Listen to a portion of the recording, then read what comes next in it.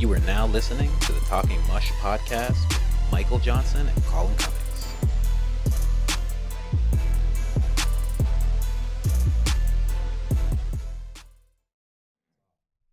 All right.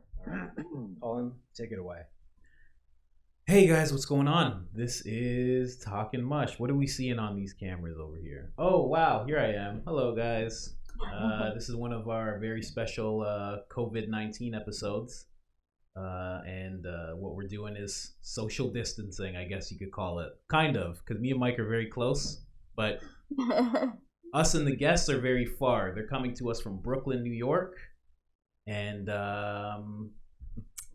yeah, let's get started. Mike, you want to do your intro? You want to intro that again? Or is that good enough? Here we are with Talkin Mush with your host, Colin Cummings and Psychedelic Johnson. Also known as Unreal Johnson. and I won't do it again for everybody who's watching, but just so you guys know, they're on Team Psychedelic.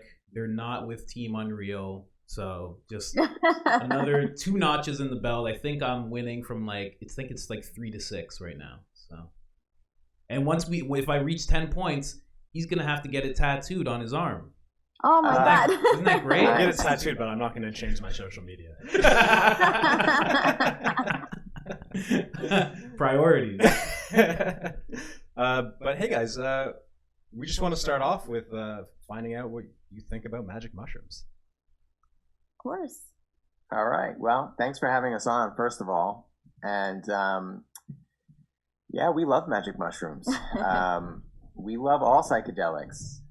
We've had experiences with several, and we appreciate the different aspects that different psychedelics offer. For us, for instance, MDMA helps us connect with each other. So sometimes we do MDMA date nights. Psilocybin has definitely helped us heal some of our traumas that we've had as individuals as well as a couple. Ayahuasca is another psychedelic that really, especially for me, was a very internal experience. It wasn't so much so psychedelic, even though I had a pretty high dose. It was more of I had a conversation with myself while on ayahuasca. So that was my experience with that. But what about you? Me, I love all psychedelics also. I honestly just feel grateful for what each of them has offered us through our healing journey. We've only come across psychedelics as part of our healing journey, and I feel like each different psychedelic has offered us something, a new perspective, and but especially I think mushrooms was what got us really deep into our healing and was something that we could actually integrate into our daily lives. I mean, we experienced MDMA, and I feel like we would come out of those MDMA sessions, and then it would be hard to integrate that. But with mushrooms, it was very in your face, and there's no coming back from it now. I would say that I disagree a little bit about the MDMA being hard to integrate. I think kind of the way we used it was I kind of made it sound like it was a little bit more recreational, like you saying, as a date night. But we really used it kind of during what I would call therapy sessions, where we would take the MDMA and then talk to each other. And the MDMA kind of really helps with allowing you to be vulnerable and open up. And so we were able to share things with each other that while on the MDMA that we weren't able to maybe when we were sober. I hate to use that term because it casts a negative, maybe has a negative connotation. The experience of life is pretty psychedelic, I think. But I definitely think that I agree where psilocybin is a longer lasting experience long after you used it. Like MDMA kind of works for the time that you're on it, and it can certainly teach you, and I feel that it has taught me to be more empathetic. But when it wears off, it kind of wears off, and you have to make a more conscious effort to practice that again. Psilocybin, I definitely agree that it kind of changed me permanently in some ways, where in a positive way. I'd also like to note that, and maybe this wouldn't be as interesting to your viewers, but I used to be very anti-drug. I was very conservative. I would get annoyed when my friends were smoking pot around me. My mother got breast cancer, and while researching some alternatives to chemo, because the chemo was just killing her, I stumbled across research about cannabis and cancer. And it blew my mind because I had no idea. I thought that it was just an alternative to opiates. And so I really didn't have any, I didn't have a horse in that race. So I didn't really care enough about cannabis to appreciate it. Right. And once so then I decided to shoot a documentary, and I started interviewing all these scientists and learning about how cannabis is not just useful for pain reduction, but it has so many nutritional benefits that it actually helps the body maintain homeostasis. And that research really changed my whole perspective on plant medicine. And I am like, legalize all drugs immediately, if not sooner. And let everybody out of prison. They are in prison for medicating themselves, and Seriously, it's just a tragedy. With you there, yeah, absolutely. So before we go on, I'd actually like to introduce you guys as well. That would help. We're here with, for our guests, we're here with Danny Panzella and Vanessa. Yes. And also Panzella? Velez.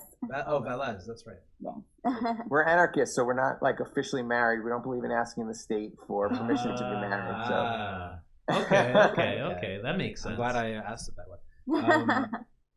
And we actually discovered you guys on the Today Show through your interview on psychedelics. And just for everyone out there, Danny and Vanessa run a company called Sovereign in the City to help you live off the grid while on it. Yeah. Exactly. Yeah, sort of. It's about reducing your dependency on the grid, which our techniques that we've have on our website are crucial for times like these when we're all shut in, because of Corona. So, yeah, check it out if you're interested. sovereignthecity.com. It's a beautiful thing you guys are doing. Yeah, actually, really brave, really beautiful. Like to thank you for taking that type of stance. And by that stance, I mean, as soon as I opened up the article that Mike sent me, it talked about how you guys use psychedelics to become better parents. Can you just go into that and how that came about? Like, how did all this start? Yeah, absolutely. You take it. I mean, I don't think we had actually, I don't think we went into taking psychedelics with the purpose of becoming better parents. That just happened to be a byproduct of it. We were struggling a lot through our relationship. Danny has a son from a previous marriage, and I was struggling with fertility issues. And so our relationship was struggling for a few years in the very beginning. I mean, where we were 3-4 years ago is night and day to where we are now. And through our work with psychedelics, our relationship changed drastically to the point that automatically changed our relationship with our son. The fact that I can even call him our son now is like a huge change in the way I used to view things, where I was like, well, that's Danny's son, I'm just like an extra parent here, not even a parent, like I felt out of place in the relationship. And as a result of all of the work we've done, I think especially with mushrooms, that it changed my perspective a lot on how I viewed my life and my relationship with Danny and the relationship with our son. That actually brings me to another question. How did you, because I know it's just a byproduct, but how did you view the relationship, and you can answer this as well, Danny, with your son before and after the whole experience?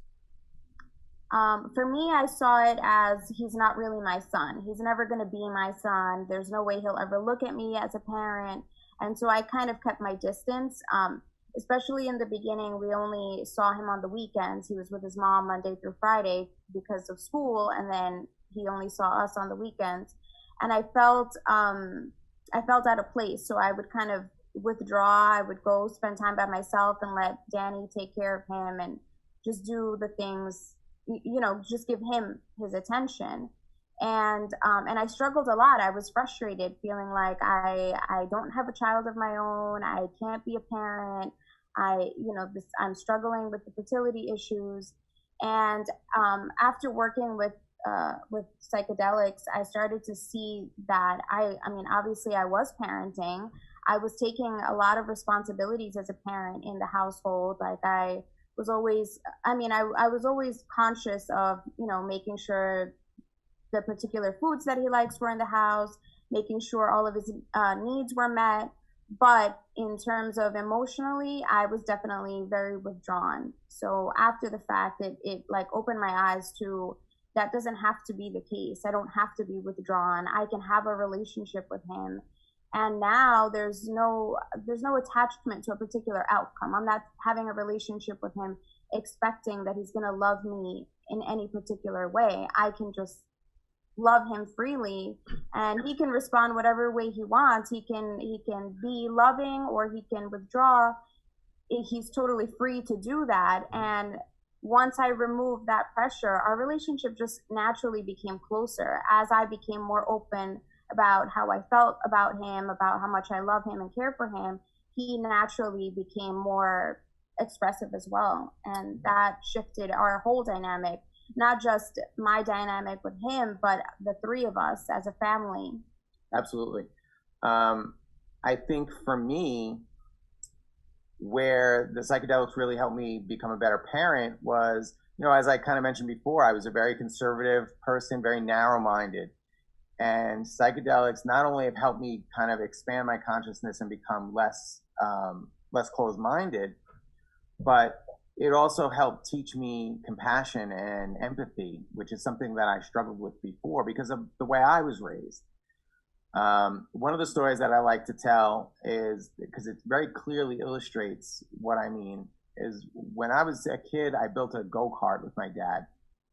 And we took it to the park, and riding it down a hill, it flipped over, and it kind of dragged me along with it. And I had scrapes all up and down my arms. So here I am, I guess I'm probably like 11 or 12, and I'm crying, and my dad tells me, stop being such a wuss. And that really stuck with me, like my whole life. And so when my son was born, every time he would stub his toe or skin his knee, I would act like it was the end of the world and coddle him and hug him. And it was totally an overreaction. And so the psychedelics actually helped me realize that, wait a minute, you're not parenting the way, like, what's natural or what's reasonable. You're still reacting to your dad. Your dad was like, treated it like it was nothing, so you're going to go the complete opposite direction, and it's both of those reactions are out of balance. So I was able to kind of forgive my dad, realize that he had trouble facing his emotions, and so that's why he kind of closed himself off and was like, stop being a wimp. And that now I could be in balance, and if he stubs his toe, I can be like, you okay, buddy? All right, cool, you're good. And not have an overreaction. At the same time, it also helped me like empathize with other people. And so it wasn't just about making me a better parent, but it made me a better person in general. And so of course that filters through with my relationship with him as well. Wow. That's a lot. Really it's powerful. It's really, I mean, to say that this changed our lives is not an understatement. I mean, if you knew us 5 years ago, it's night and day. It's hard to sit here and like Mike was saying before, it's hard to sit here and really explain to somebody what a psychedelic trip is like. You really have to experience it for yourself. But if I was to try to put it into words, I would say for me, a psilocybin trip was like having every cell in my body feel like it's full of love. Right. Yes. And that changes who you are. It changes how you view the world, how you view other people. You cannot walk away from that experience. And that's why, like, I think I've had some of these discussions with people who haven't tried psychedelics, and they think it's an exaggeration when you say it's like experiencing God. But it really is. It's mind-blowing. I've said that before, where like after a trip, I'm like, man, if I didn't know better, I would think God existed right now. And like, I don't think I know better or anything, but that's, how I felt in that moment. Yeah. Yeah. That's incredible. I love how you describe that. You also talk about the ego and how it's sort of like how do you describe it? Turning down the volume on your ego. I really, really like that description. Can you expand on that a little bit more? Yeah. And I just wanted to say, actually, before you go on that, one of the reasons we have you here is because I don't feel like the Today Show gave you enough space to talk. I feel like it was very short-lived. Let me tell you. Dig a little deeper into those topics. Tell me. Absolutely, and we're happy to do it because the NBC was at our house for almost the whole day, and they shot hours of footage and they cut it down to that snippet that you saw in the pre-interview before the live interview, and I think that the story came out great because I was expecting it to be a lot more skeptical, but I think the story went really well. But yes, it was only like 6 minutes total, so they can't cover it. I definitely think it was good, but short. So yeah. So for me, the experience was absolutely like that. It turned down the volume on my ego. I was a very egocentric person. I thought my way was the right way. Drugs are bad. My way is good, and I would judge you if you didn't live the way I thought you should. Then you were wrong, and I would judge you. And so my ego was huge, and it caused our relationship to have a lot of issues. And so that's one of the big lessons I learned. And it didn't happen after one experience. It took, several or many experiences, but each time I learned a little bit more about how to turn down the volume on my ego, consider other people's perspectives, try to view the world through their eyes to see what they're feeling. I mean, also Vanessa had spent a lot of time and was very patient with me trying to teach this to me because she is a naturally empathetic person. You're lucky. So I can't give psychedelics all the credit, but I think that the psychedelics helped shut my ego up long enough for me to listen to her and to hear what she was trying to teach me even before we started this journey. Our whole relationship, she was trying to teach me to just listen to me, hear what I'm saying, so you can know me, so we can be closer.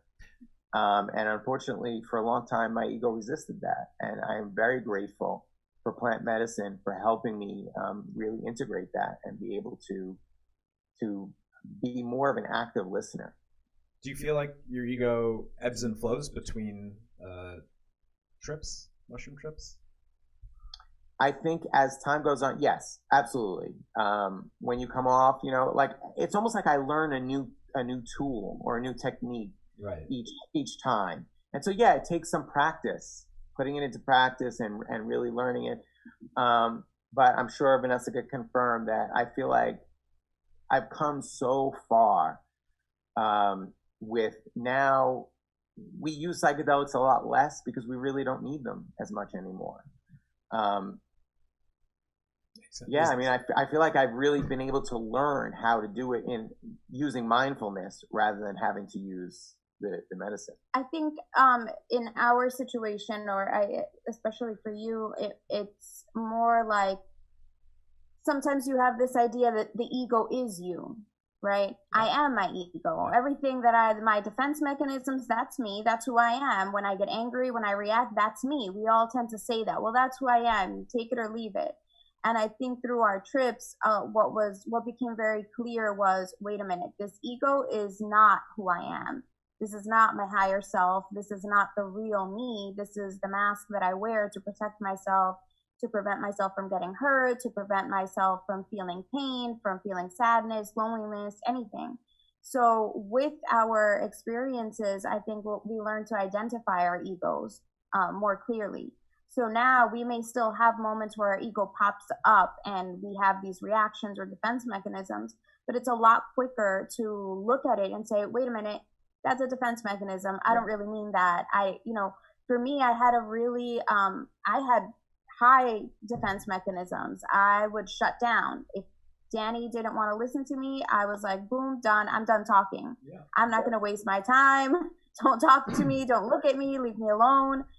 And I would shut down. I'd just be like, all right, well, I'm not going to share anything anymore. And through one of our experiences on one of our mushroom trips, I was feeling really frustrated and overwhelmed and kind of scared. And Danny was like sitting next to me. He's like, it's okay, you know, just try to calm down.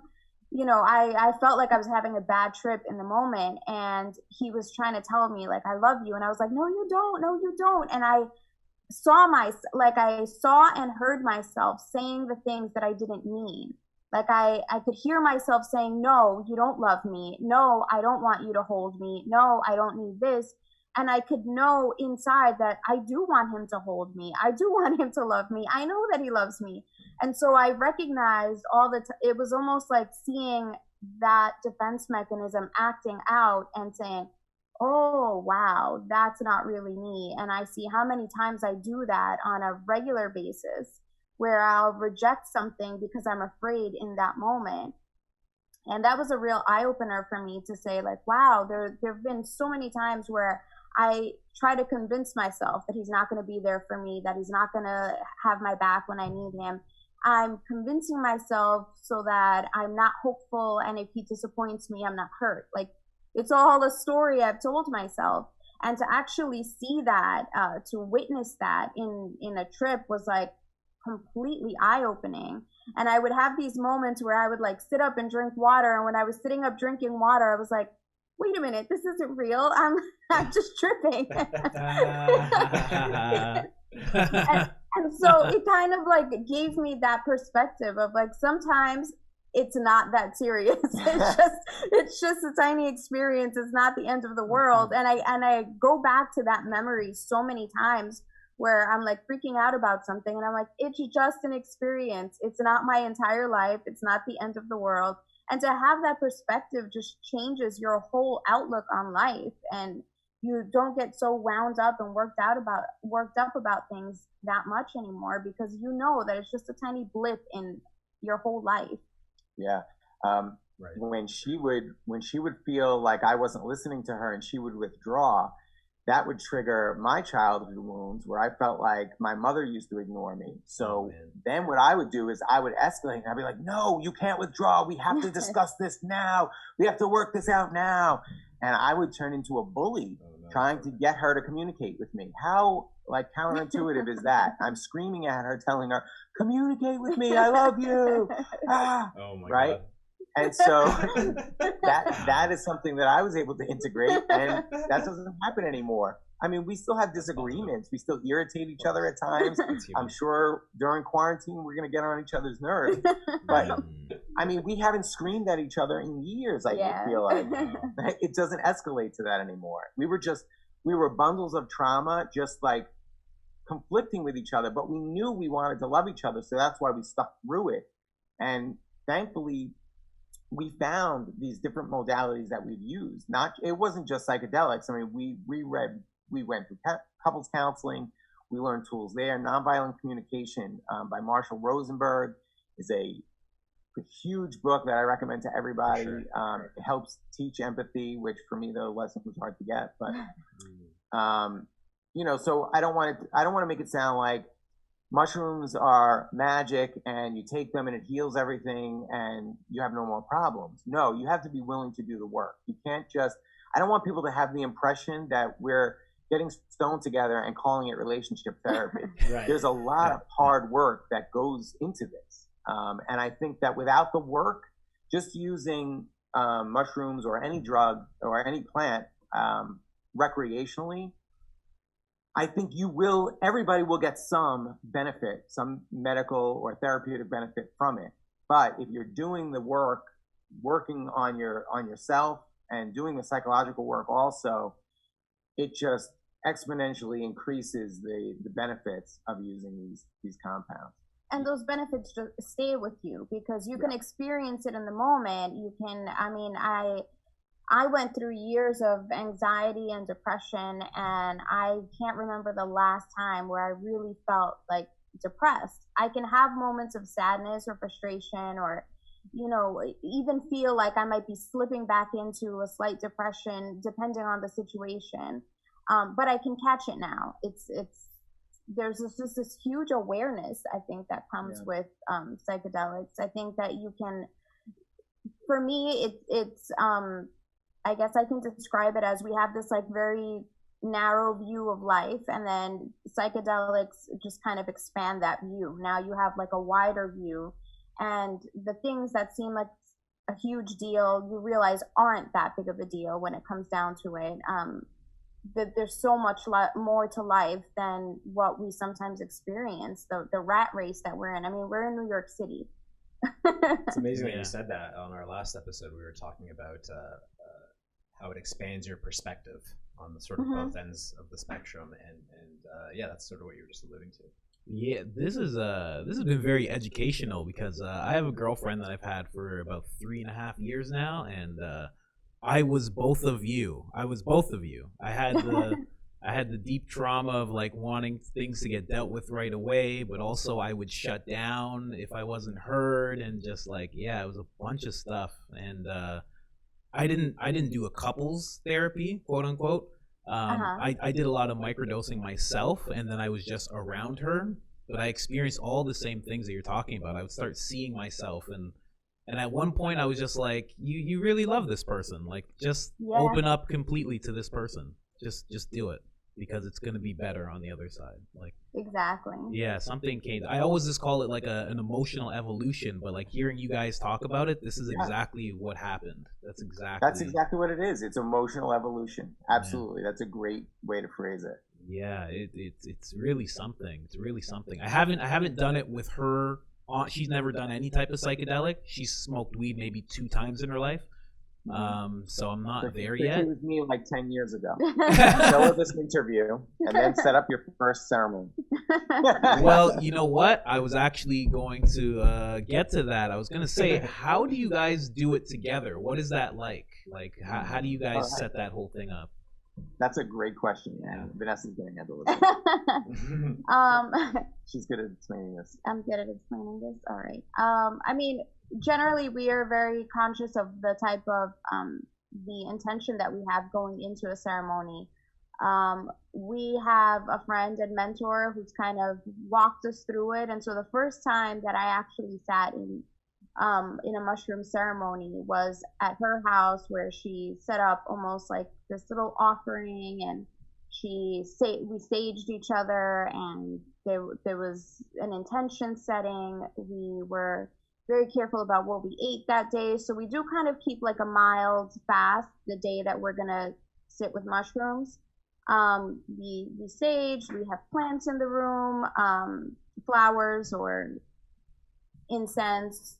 You know, we try to set the mood so that it's in a very calm and what feels like a very loving space. We also tend to put on meditation music, like certain frequencies. We just put on YouTube like a playlist for like 3-4 hours of just calming music, and then we just set our intentions, take our mushrooms, and we lay down and let whatever flows flow. Sounds like you have set and setting down. Yeah. Yeah, and I want to just be clear for anybody who hasn't done it. I don't think that what we do exactly is necessary.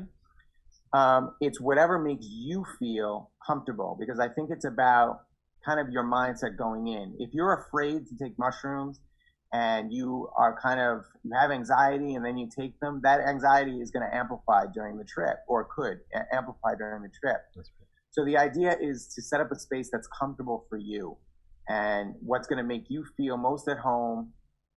And that's really the important part. So is there any magic in us saging each other, or I don't know, but I think it's more about like making it into a ceremony so that it's kind of like we're doing this very intentionally. Like we're gonna set up this music. We're gonna set the lighting. We're gonna, we'll sage. We'll do whatever we want to do.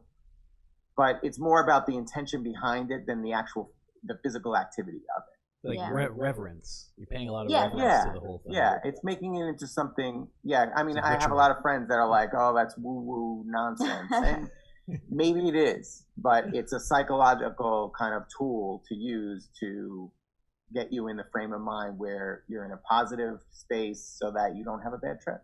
Well, you know what? To what you're saying, when you guys say that you sage each other and everything, in a lot of beliefs, when you sage somebody, you actually take on whatever they're going through energetically, and for them to do it back to you, and then for you guys to sit down and have this experience. It's actually very unifying what you guys are talking about. Yeah. Very unifying, this ritual that you guys are doing. And our experiences have always been very interactive.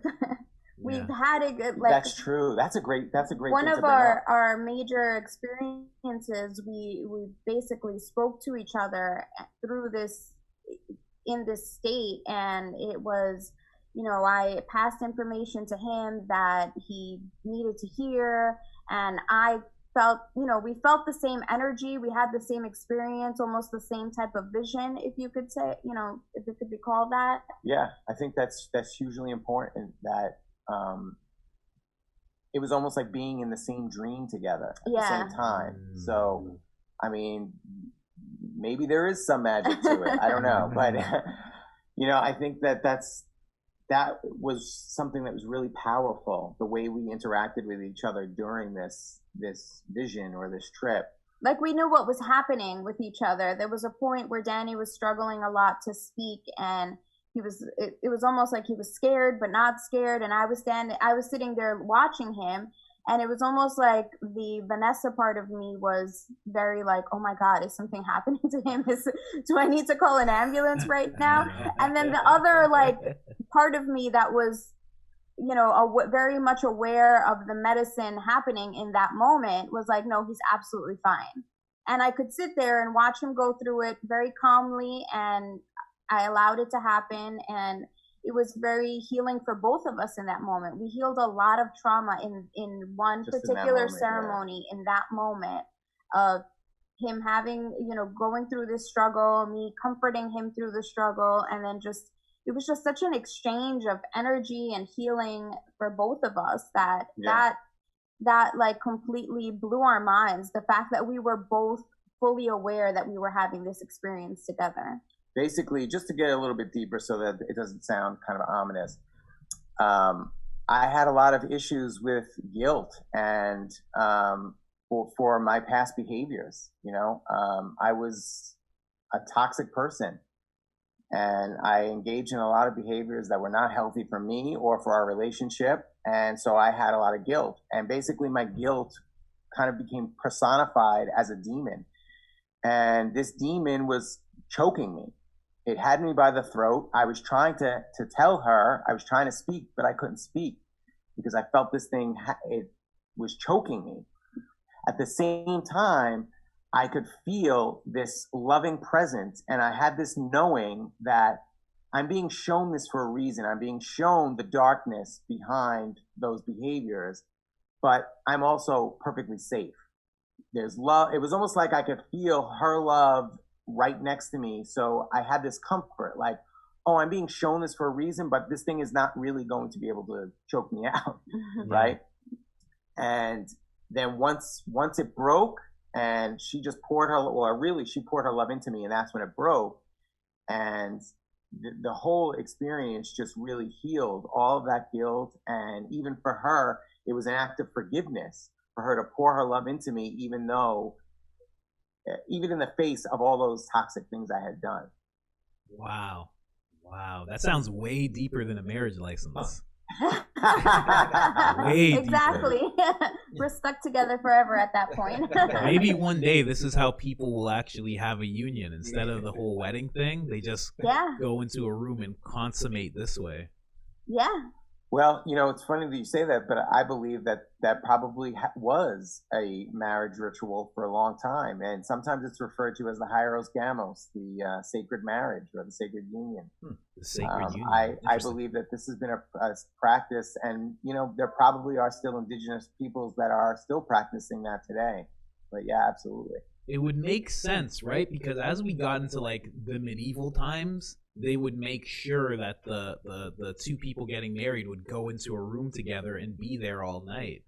So maybe there was some incorporation of some kind of mushroom or herbs or anything like that. Yeah. Because you guys sound like this sounds like something I definitely want to do with my girlfriend. 100%. It's very scary from what you guys are saying, because I've been to those depths, and then to be that, you know, kind of, you know, quote unquote like naked in front of the person who you're supposed to be so strong around and be a rock for. Yeah, that can be very enlightening to the relationship, I think. It definitely changed our relationship completely. I mean, we had gone to therapy, we read books, we tried everything that we could try. And this was really I think that was a turning moment in our relationship. And then we did a follow-up ceremony probably about a month later, which is when I saw myself rejecting all the times that I was rejecting him, and that like broke away. Also with him just sitting there, and he said to me something extremely powerful during that ceremony where he said, if you do not evolve past this moment, if you do not move past this space right now, I will sit here with you forever. Wow. And that just like broke any rejection, any fears. It was just like, boom, it's over. Wow. That's amazing. So powerful. It was almost like the opposite of the previous ceremony where I was the one being choked out. Not that she experienced being choked, but it was kind of like it swapped, and now I was able to pour love into her just to heal her trauma. Yeah. Wow. It's so great having someone who talks about who they were before, and it's such a drastic change. It's not.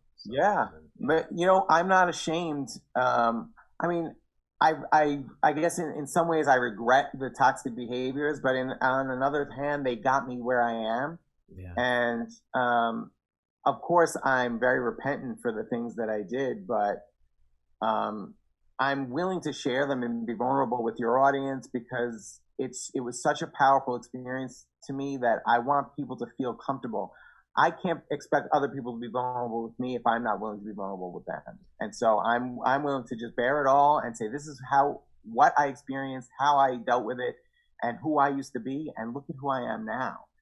I mean, it's hard to tell maybe from one podcast interview, but our lives are filled with so much more joy and love, and we are just so much more at peace and happy that it's like I want to tell everybody about this. And I think through the ceremonies we did experience kind of that understanding of like, oh my God, this is much bigger than our relationship. Like this was not everything that we experienced wasn't just like, oh my God, we're shitty people that did all this, like had all this toxicity in our relationship. Like this was for something greater. This is what got us to this point. I mean, for us to be sitting here a few years after perhaps our lowest point of our relationship and be on the Today Show talking about how psychedelics helped us become better people, sharing that message, creating a platform for people to discuss, their healing and to be open about it. It's like if we went through all of that to get us to this point, then we are in complete gratitude for all of our experiences. And that changes how we look at our past selves. It changes how we look at even our faults now, even our disagreements now. It's like, all right, what's the lesson here? Like we can get into an argument now and there's not this like dramatic feeling of like, oh God, we're getting into a fight. Now we can look at it and be like, all right, well, what's the lesson here? What are we overcoming now? And what new information are we going to get out of this? Right. And that just changes the dynamic of our relationship tremendously. I think everybody has experienced that feeling of arguing with someone and feeling the anger like tightening in your chest and the adrenaline that starts to pump and that very hyped up, tense feeling. Primal. And we used to live in that state. We used to be triggered like that over small things. I didn't wash the dishes or, whatever, like small things could trigger and it would escalate. And she'd withdraw and I'd be like, no, you can't withdraw. And it would escalate to that point where we're screaming at each other. And we used to, for a few years, we lived in that state and it was hard. And that's broken. That's gone now. I love hearing that. That's amazing. Can I ask, how long have you guys been together, and at what point did you guys start using psychedelics together? We've been together 8 or so years, and we just started 2 years ago. Wow. Yeah, it has not been long. I mean, we used cannabis longer than that. We probably like 5 or 6 years in using cannabis, which I definitely think, the anti-drug people aren't going to like this, but I do think cannabis is a gateway drug. It's a gateway drug to expanding your consciousness. And yeah, you do then want to use other plant medicines that expand your consciousness. When you realize how harmless they are and how much it expands your awareness and consciousness, then it does open you up to wanting to try other in a positive way. How many mushroom trips have you guys had? 4, I think. Okay. And then we've done ayahuasca 3 or 4 times. We went on a retreat, and it was like 2 times ayahuasca. Times. We did Washuma, which is San Pedro. It's like a cactus. Yeah. Peyote, I guess, similar. Mm-hmm. And MDMA. Has every single trip you guys had, has it always been together? Have you guys never done psychedelics apart? Yeah, correct. Because especially I was so anti-drug. She was pretty anti-drug. Yeah, I was anti-drug also. We never really used them recreationally, so it's always been kind of and I think that's good and bad, right? Like, I don't think it's a bad thing for people to have dabbled in recreational plant use. Yeah. Like I said, I think it's always beneficial, even if you're using it recreationally, right? Even somebody that just smokes weed to go to sleep or whatever, the relaxation and the increasing your cannabinoid levels is beneficial for homeostasis, relaxation, fun. The NBC reporter asked us that about, what would you say to people that just say, oh, that's baloney, you're just doing it to have fun? Or like Michael Bloomberg, who says that medical marijuana is a scam for people who want to get high. And my answer was, what's wrong with fun? Laughter is healing. Yeah. Having fun heals you. Yeah. It relaxes you. It boosts your immune system. This is not a bad thing to have fun. So I don't want anybody to take that as some kind of judgment or for us to think like we're better than anybody else because we've never used it recreationally. We always use it very seriously. So I think that recreational use can be fine as well. Do I think we should live our lives stoned? No, definitely not. Of course.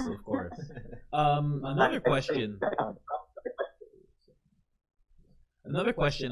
How old is your son right now, if you don't mind? He just turned 9. Yeah. 9? Okay. Can you guys hear me? Say something for me, guys. Masks on inside, I can tell. But before we got cut off, my question was, how old is your son, and if you're shielding him from everything that you guys have been experiencing, or if you're letting him know in some kind of way?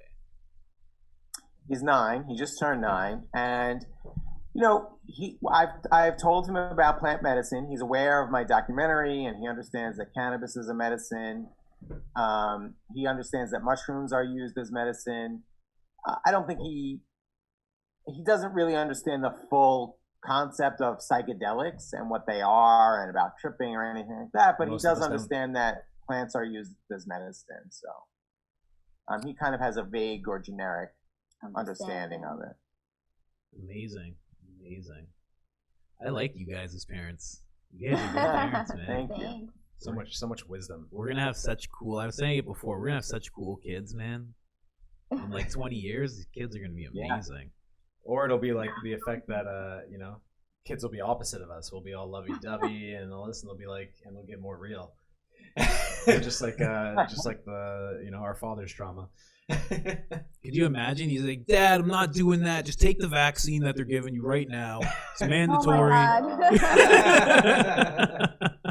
well, that's one of the things that this has also helped us with, because Danny's ex-wife, she parents him half of the time, and his grandparents are big like Fox News supporters, and so it creates this situation where I think in another time we would have had more of a difficult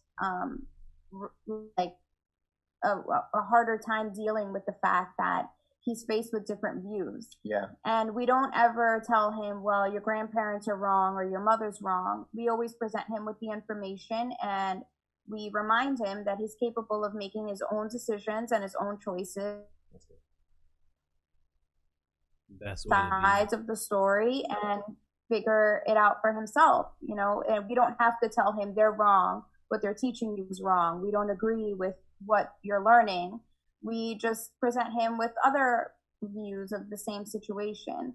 And I think that's helped in our relationship with her and with her parents as well, because we're not escalating a problem, we're not creating a problem. It's just, you have your views, we have ours. He's exposed to both of them, and he'll figure it out for himself. Yeah, he's taught to respect all points of view. So, you know, we have taught him to respect his grandparents. You know, I have not always had the best relationship with his grandparents, my ex-in-laws. But I have made it a point to make sure to teach him respect for them. And, you know, even if I don't disagree with them, that's okay. You don't agree with them. If I don't agree with them, right. You know, that's okay, because they're still his grandparents. I still respect them. He needs to respect them. So that's, you know, it hasn't been an issue as of yet. I was actually wondering, did you guys get any like public or internet like backlash from being on the Today Show? Like parents getting upset with you, or people talking to you or emailing you, any weird stuff like that? Yeah, that's a good question. No, not really. And, you know, we were also monitoring the comments like on YouTube when NBC put it on their YouTube channel. I would say something like 90% of the comments are positive, and there's a couple of like, oh, these idiots are getting high, and, you know, stuff like that. Right. I mean, we were also very clear that we don't use psychedelics when he's around. Yeah. It's done privately. We're not using them when we need to be caring for him. So, you know, we are maybe in a unique situation where, because maybe it's not that unique, but, you know, since we only have custody half the time, we do have plenty of time that we can hold these ceremonies without worrying about, you know, having to get a babysitter or any of those things. But I mean, I think it's all done very safely, very consciously, and responsibly, yeah. And I think that parents, if we had him full time, we probably would just plan like a sleepover that night, and then we would know that he's being taken care of while we're doing our thing. One of the things that I did mention in one of the interviews, and it didn't make it to the actual clip that they aired, was that a lot of people have this negative reaction to the idea that we could be taking drugs and think that it makes us better parents. And one of the things that I brought up was that as a society, it's absolutely normal to drink. And a lot of people drink in front of their kids. And alcohol is a downer. It doesn't, you also put up defense mechanisms when you're drunk.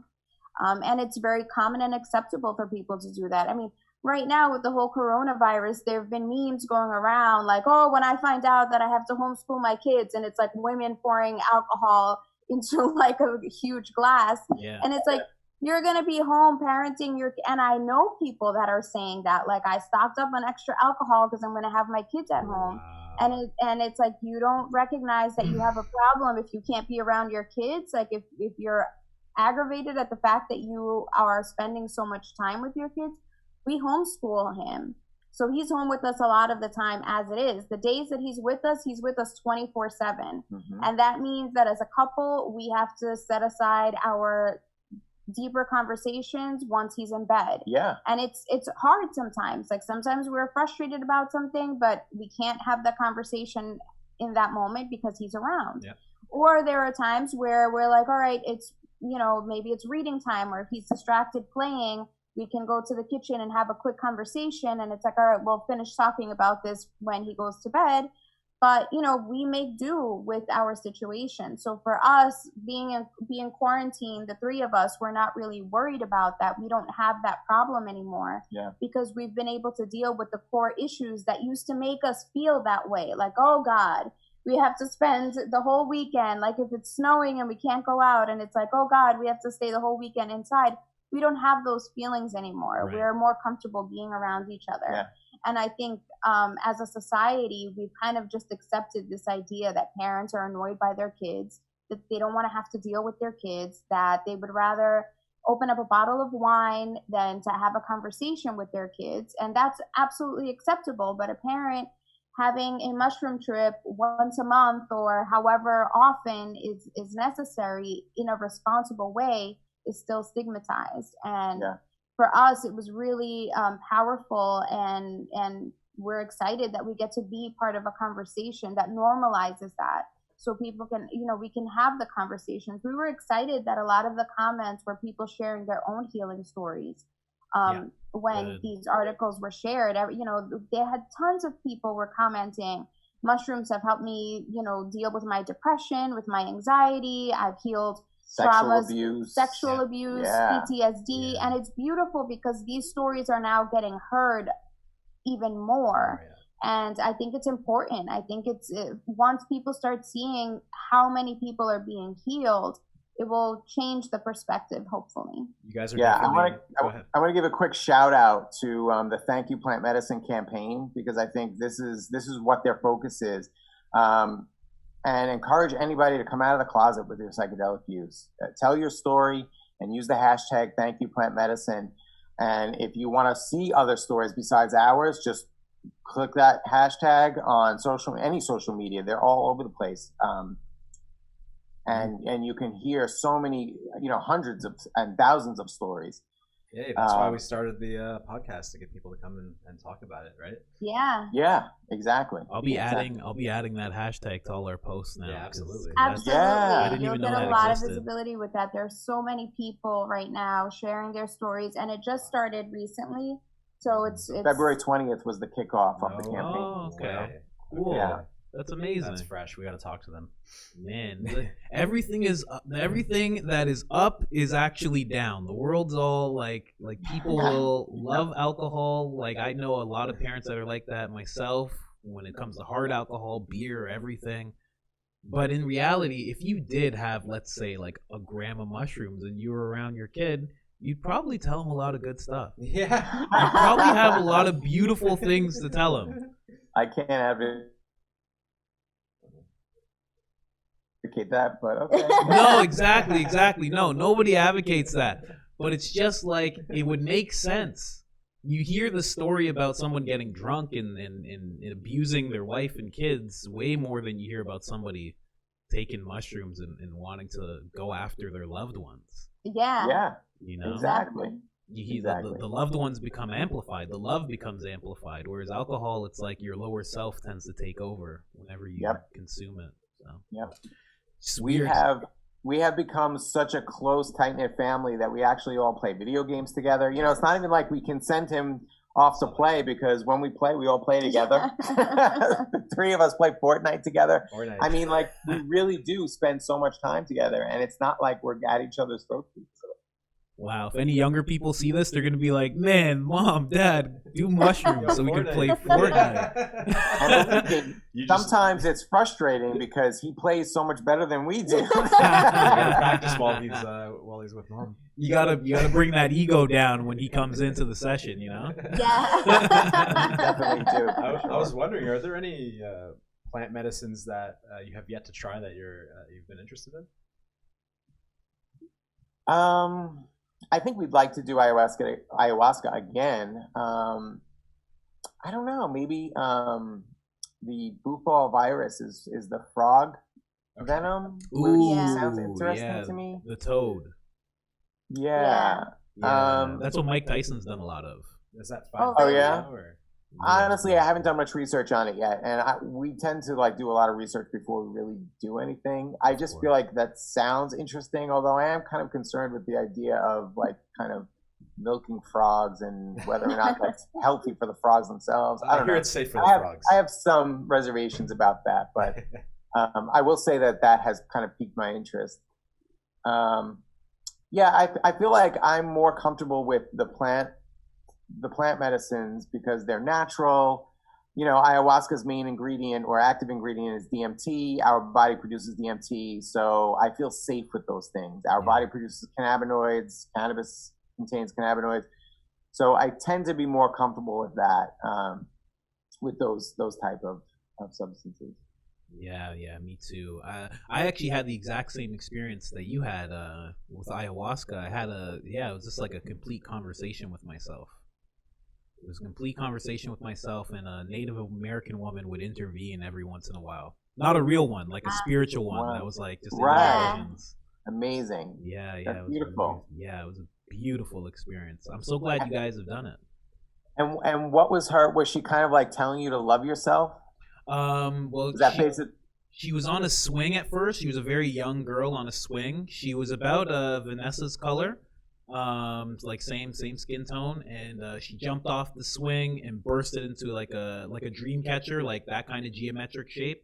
Oh wow! And then from that, a very old Native American woman appeared, and she was playing an instrument. And yeah, there was a lot of love yourself and love your brothers, like literally like my family, and ask for my girlfriend's hand in marriage. It was a lot of that going on. Oh wow, that's beautiful. And it kept coming back, and it kept on like harping that. It was like a conversation with a great grandmother that just wants to pinch your cheeks and Vanessa had a very similar experience. Yeah, for me, I was kind of terrified. So we, like Danny says, we do a lot of research before we sit with any medicines. And Danny was trying to convince me to do ayahuasca. That's actually how we got into the mushroom therapy also. But that's kind of like a primer for ayahuasca. Yeah. Yes. And so we watched a bunch of documentaries, and I was like, nope, this looks scary. It is terrifying. I am not doing this. You're insane. I was like, no, I'm not going to another country to take some drug that God knows what, I'm going to puke my guts out. And I was like, no. And and you know what? She ended up being the champion puker. She puked more than everybody. Wow. I was totally down for it once I was there. But we wound up, it all happens in divine timing. And I think that the medicine calls you when it's your time. That's right. And so he was trying to convince me. I was like, nope, no way, not going to happen. We wound up going to a conference, and we ran into a friend of Danny's, and a friend who I hadn't seen in probably 5 or 6 years. And we walked onto the elevator, and she was already in it. I didn't even recognize her. She looked so different because she had gone through this transformation that we're describing prior. Wow. So I didn't even recognize her. That's how much she changed. Wow. And so she had, she published a copy of her journal from her first trip to Peru and her ayahuasca ceremonies. And she gave us a copy of the book. She was at the conference. She was like, I'm not even sure why I'm here. I'm just following my guidance. I was here for a reason. And she gave me the copy of her journal. I read it. I was like, we're going to Peru. Like, we have to do this. And so I was preparing myself. I was like, I'm going to do this. I'm going to clean myself up. I'm like, this is a major ceremony. Like, I went into it with so much respect, and I was prepared for some like massive, I don't know, psychedelic experience, or where Mother Ayahuasca was gonna like beat the crap out of me or something. It was not terrifying at all. She was so loving and caring, and it was just the calmest, most beautiful experience I ever had. And one of the things that our mentor was telling us as we were preparing for the ayahuasca ceremony was to get all of those old memories oscillating so they could be released in the ceremony. And she kept calling it a shit string, like get it all on your shit string so it could get pulled out during the ceremony. And during the ceremony, as I felt this like presence in front of me, and I was like, all right, time to give her my shit string. And then I was like, no, it's not a shit string. I love all of these things that I'm letting go of. I offer them with so much love and gratitude. And it was such a different experience than what I expected. Like, I expected it all to just go out kicking and screaming. And it was just a beautiful ceremony of me offering all of those things back to her, saying, I don't want to carry this anymore, but I thank you for it anyway. And wow. It blew my mind, just because I was like, this was not at all what I expected. I thought it was going to be a terrifying experience, and it was the most beautiful thing I've ever experienced in my life. That's my experience was a little bit more difficult because I was resisting a lot more. So, as I had said about my kind of toxic past self, once I started to realize how toxic I was very judgmental of myself. I had a lot of trouble forgiving myself. And so during the actual ayahuasca ceremony, I felt nauseous. I felt like I wanted to purge. So I thought I was real slick. I was going to be real enlightened. I started doing all these breathing exercises, and I was like, I'm going to calm my body down so I don't have to puke. Finally, it must have gone on for hours of me resisting and just feeling like garbage.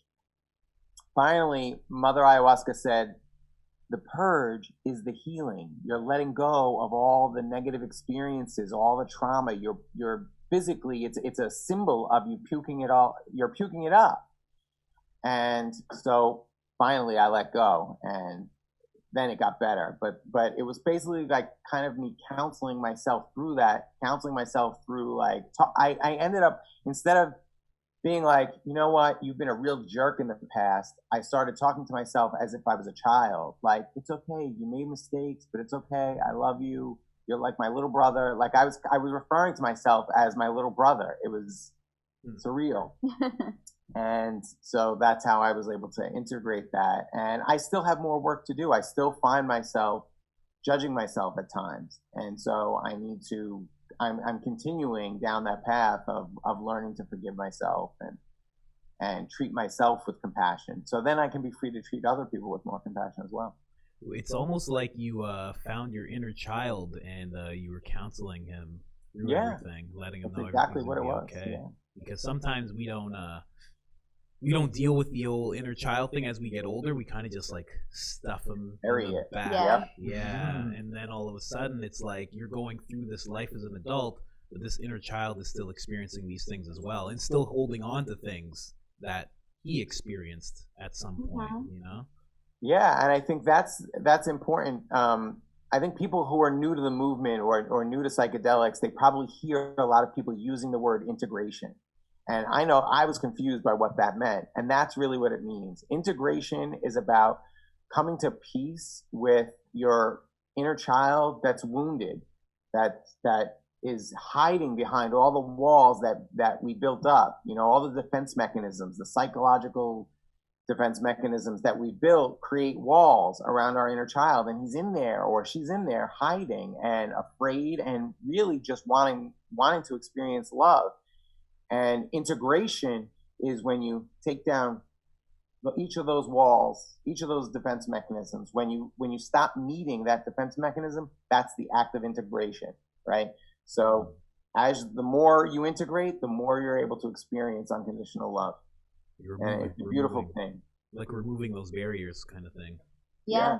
Well, as a couple sharing your psychedelic experiences, you're certainly trailblazers. And that's something I'd like to commend you for. Thank you. Thank you. I mean, there's so many people out there doing it, and that's why we're encouraging people to come out of the closet and be open about it. But yeah, I mean, we're certainly not the first or only ones. I know my last couple of trips have been, my setting has been putting an eye mask and just putting in a long playlist of journey music and seeing where my mind goes within without any external stimuli. Yeah. I'd be really interested to hear when you guys decide to guide one another. So only one of you do mushrooms and the other hangs out and babysits, and see where that takes you. If you learn anything new, because the expanses of your mind are vast, and it's interesting to kind of hang out in that place for a while and see where it goes. Yeah. You know what? That's actually a good thing to bring up.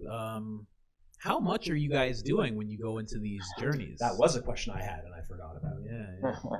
That's a great question, and honestly, we don't know. That's the best answer. I don't think that we're taking what would be considered heroic doses. Okay. But we're not measuring with like a scale. I don't know how many grams. Basically, we would take 2 or 3 caps and stems. I don't know how much it was, but I would just kind of pick. And we just took it. In some ways, it is kind of intuitive. It just, whatever in the moment feels right, that's what we take. Yeah, honestly, I wouldn't say we microdosed. We definitely took, a few mushrooms, 2 or 3, and decent sized mushrooms, right? So, but I couldn't tell you like how many grams. Wow. I don't think those are heroic doses though. You guys might know better than we do. Probably not. I mean, a heroic dose is like 5 to 7 grams, and if you were doing that much, that's quite a bit to just eat down. Especially if both of you are taking that amount. It sounds like you guys took, I don't know, it sounds like 1.5 to maybe 2.5 grams. Sure. Which I think would be enough if you're coupled with somebody with the intention of like working things out and talking and deepening that connection. I think that would be enough. Because I feel like a heroic dose, they would both just... Clearly it was enough. it clearly was, yeah. It varies, toxicity varies. You could definitely have a very strong dose from a small amount of mushrooms. And who knows, you could have had 3.5 grams or 4 grams with it. Yeah, you went there. So. Yeah, true. Are you guys eating it or are you guys making teas? We've done both. Which did you prefer? I guess I prefer the tea just because I have not a great stomach to begin with, so I don't really like the discomfort. Yeah. So I guess for that reason, but yeah, I mean I've done both where I'm eating one mushroom, then eating a piece of chocolate to cover the taste. That's actually a smart way to do it. I could see doing mushrooms with a loved one, going into the hero dose zone being not so beneficial together. I think it might be hard. You need to be able to, communicate with one another. And when you go into a hero dose, everything's just abstract and geometry, and you don't really anything that you're thinking is much harder to express because words are inadequate. So like you'd have this like unbelievable feeling, and then you'd be like, and you come out. But to that, because that's true, right? Like at a certain point, like for me, it takes me a good like maybe 45 minutes before I can start like communicating and talking on a hero dose, like 7 grams.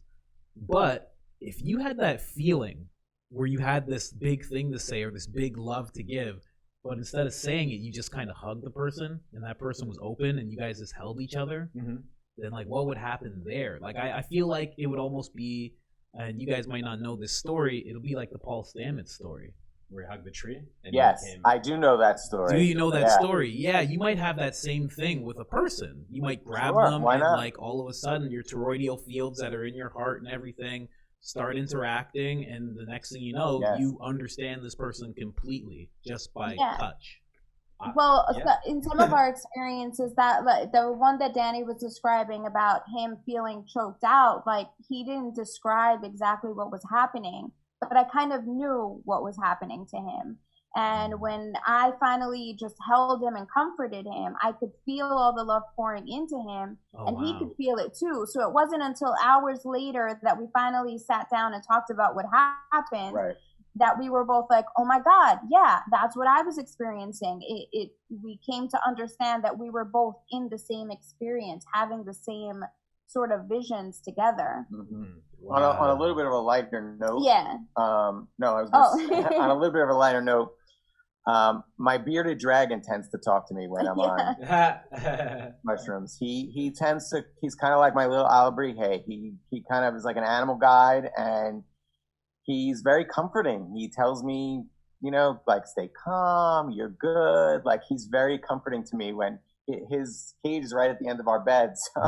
So he's just like, and it's so funny because he always seems to be very attentive. He's very active when we take mushrooms. Generally, he's very calm and just kind of lays there. But when we're on mushrooms, he's super active, and he comes to the edge of the cage and he just watches me. And like I have this connection with him. It's crazy. And he'll be like sending me like these comforting psychic messages. It's crazy. I have to do mushrooms with my chameleon. You know what that might be? Yeah, you should. You know what that might be? Like when you take psilocybin, everything becomes more vivid and things start breathing and moving. Maybe there's an element of that happens with you as well. And all of a sudden the animal can pick up on that, and he's like, oh, they're like in it. They're like, I think what you said before about toroidal fields. I absolutely think you're 100% right that it activates our like our energetic bodies to a greater degree. Yeah. And I definitely think that, especially reptiles who still have a very active third eye, I absolutely think that animals can sense those things, that the energetic fields, for sure. Wow. We got to ask more people about that if they have dogs and stuff, if they're feeling anything like that. Yeah. That's actually really Yeah. cool. Really cool. And you should try it with your chameleon. I've never gone there yet, so You need to do a dose and just like put him on your chest and just chill and just see what he does. yeah. Skin to skin though, you gotta have your shirt off. Things to consider. Oh my god. You know, it's like a baby. You know, you gotta have the skin to skin contact, right? Well, You never know. I've never guy's done full of good skin ideas. with Drew Paris, but No. Yeah. What else? Do you have any questions? I am feeling full right now. This has been such a great we've time. covered a lot. Yeah. Yeah. It's been amazing, and yeah, again, to echo what Mike said, you guys are trailblazers. I hope I have the same story when I have kids and everything. I want to have these same kind of experiences that you're having. I'm excited to hear about your experience when your girlfriend does it. And don't pressure her, but gently encourage her. I think it's going to be amazing, and I can't wait to hear that story. Yeah. Yeah, there's been no pressure at all. It's like when I'm doing it, I'm like, hey, you know, like for the next few hours, you're not gonna be able to contact me because I'm doing this thing. And when we first got together and she would hear that, it was kind of weird. But when I would come back and I'd be like, I love you so much. You're like my savior. You're like the best thing in my life. She'd be like, I kind of like when you go off on these trips, you know? So actually, yeah, she's coming around to it. Now she's at a point where it's like, guide me, tell me what to do. So now it's up to me to kind of think about how she should get that started and on what level, you know? Yeah, that sounds great. We can't wait to hear that. And we're excited to have you guys back on the show. We would love to come back once you've had some more mushroom trips to hear about the future lessons learned. Maybe it'll be like a couples episode. My girl will be here, and we'll trade that notes. Would be awesome. I think that would be amazing. That'll be one for the books. Yeah, seriously.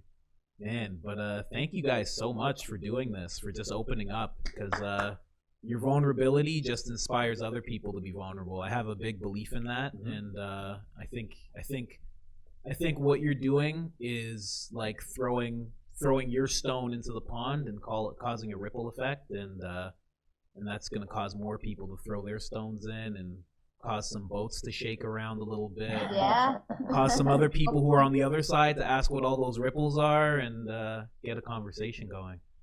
Yep. Awesome. Thank you so much. Thank you so much. Thank you. Take care, guys. Is that it? And be safe. All right. Stay in your house. Yeah. Take care, everybody. Peace. Hey guys, Colin Cummings here. Just wanted to thank you guys for listening to the podcast. And if you enjoyed this content, please do not hesitate to like, subscribe, share. Also, check out our YouTube channel, check out our TikTok, and check out our Instagram for more clips of psychedelic stories. Thanks again. Talkin Mush Podcast, out.